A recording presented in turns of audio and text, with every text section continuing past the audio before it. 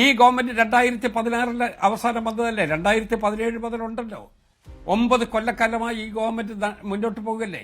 ഈ 9 കൊല്ലക്കാലവും ഈ കെട്ടിടത്തിന്റെ സ്ഥിതിയെക്കുറിച്ച് ഇവരൊന്ന് ആലോചിച്ചില്ലേ? ആദ്യം അവർ നോക്കേണ്ടതല്ലേ, ഇങ്ങനൊരു റിപ്പോർട്ടുള്ള പഴയ കെട്ടിടം ഉണ്ടല്ലോ, അതിനെക്കുറിച്ച് ആലോചിക്കണമെന്ന് തീരുമാനിച്ചതല്ലേ. ഇനി അതെല്ലാം നിൽക്കട്ടെ. ഇതെല്ലാം അറിയാവുന്ന ഈ കെട്ടിടം ഏതാണ്ട് ശോച്യാവസ്ഥയിലാണെന്നും ഇത് ദൗർബല്യമുള്ളതാണെന്നും ഒക്കെ ബോധ്യപ്പെട്ടിട്ടുള്ള ഈ ആളുകളെ എന്തിനാ അവിടെ അഡ്മിഷൻ കൊടുത്തത്? ആ കെട്ടിടത്തിന്റെ അവിടെ അനുദിന പ്രവർത്തനത്തിന് വേണ്ടി തുറന്നു കൊടുത്തതാരാ? ഇവരാരും അറിയാതെ തുറക്കുമോ?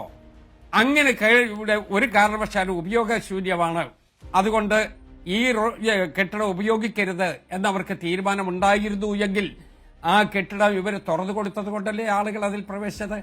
അതിൽ അഡ്മിറ്റ് ചെയ്തിട്ടുണ്ടല്ലോ 14-ാം വാർഡ്, 11-ാം വാർഡ്, അതിനോട് ചേർന്നുള്ള 2 വാർഡുകളല്ലേ. സത്യം പറഞ്ഞാൽ മഹാഭാഗ്യമെന്ന് കരുതിയാൽ മതി, അപ്പുറത്തുണ്ടായിരുന്ന ഈ ആളുകൾ കൂടി അപകടത്തിൽ വന്നില്ലല്ലോ എന്നുള്ള ആശ്വാസത്തിലാണ് ഞാൻ ഇരിക്കുന്നത്. ആ ആശ്വാസത്തെ വീണ്ടും കുത്തി മുറിവേൽപ്പിക്കുന്നതിന് വേണ്ടിയാണ് ഗവൺമെന്റ് ശ്രമിച്ചുകൊണ്ടിരിക്കുന്നത്. അവരുടെ സ്വയം തടി രക്ഷിക്കുന്നതിന് വേണ്ടിയുള്ള ശ്രമമാണ്.